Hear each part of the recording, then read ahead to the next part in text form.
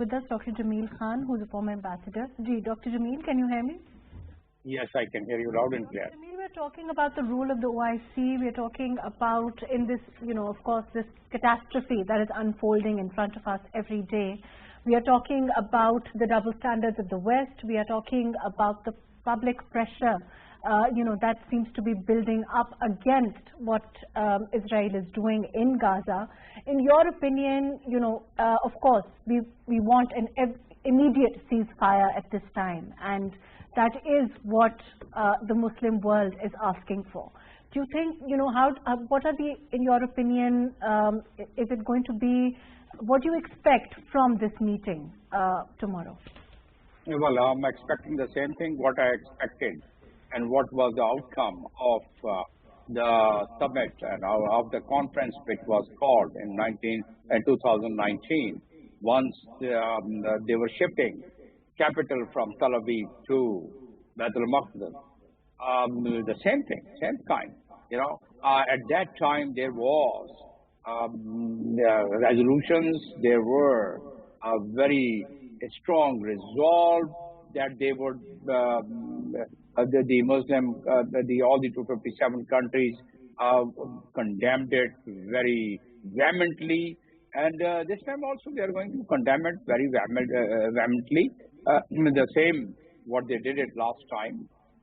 And from that standpoint, I feel that this time Pakistan has taken a very strong stand, and our Prime Minister during ECO meeting, while he was there, he made a very strong statement, which appears that the other countries perhaps would toe the line and some of the points I'm expecting to be seen there during this OIC meeting. So, and then Prime Minister was so vehement, so clear in his thoughts that the lethal bombardment of Gaza, deplorable words like that, and he also on the 16th summit of the ECO meeting in Uzbekistan, he did use the word condemnation, where the United States and the other permanent members of the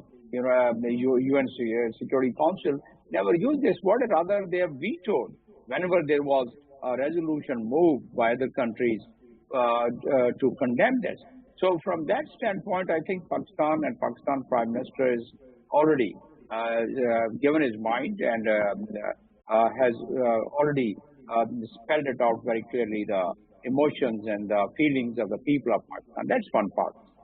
Let's also underscore one point, that the entire world, the people of conscience, including Jews, and I must appreciate those Jews who are really taking out possession, and those Jews who are asking Israel, the Zionist government of Israel, that not in their name, and this is against their religion, they are really taking out very strong processions and protests, including Central Station of the New York, UK, and other places. They are demonstrating the same way. So this time that bottom-up pressure is not working very well. The OIC meeting last time, once they had in 2019, once the capital was being shifted from Tel Aviv to Baitul Maqdis. So at that time also they had used very strong wordings, and those strong wordings somehow did not really work that much. So this time I expect the condemnation. This time I would urge, and I would really have my hopes against the hope. There is overall, as far as the narrative that earlier on, Israel tried to spin. Would you agree that, that it's been defeated all around? There is, it's miserably failed the way that they've tried to spin this, regarding Hamas. We are seeing an outcry all over the world. We are seeing call for boycotts. We are seeing, protests all over the world. So there doesn't, there seems to be, the world seems to stand on one side. Whereas, we are looking at the double standards of the West on the other. That's right. That is quite established fact.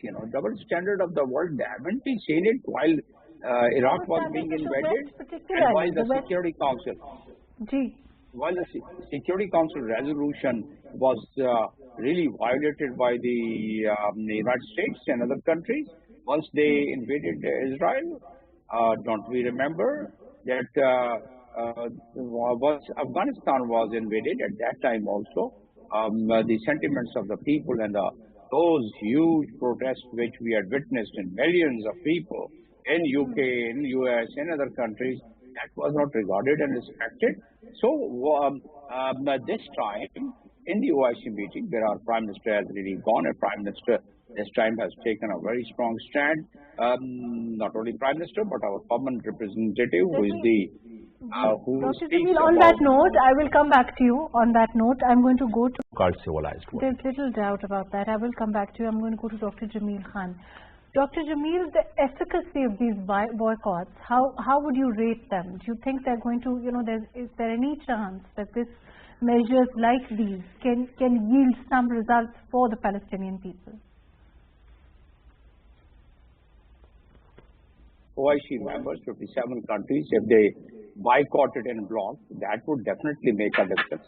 If they boycott about the products of the Israel and its associated companies, it would definitely make a difference. Why it has not made any difference so far is that the Security Council Resolution 1397, which was passed in 2002, and that clearly dilates upon two-state solution.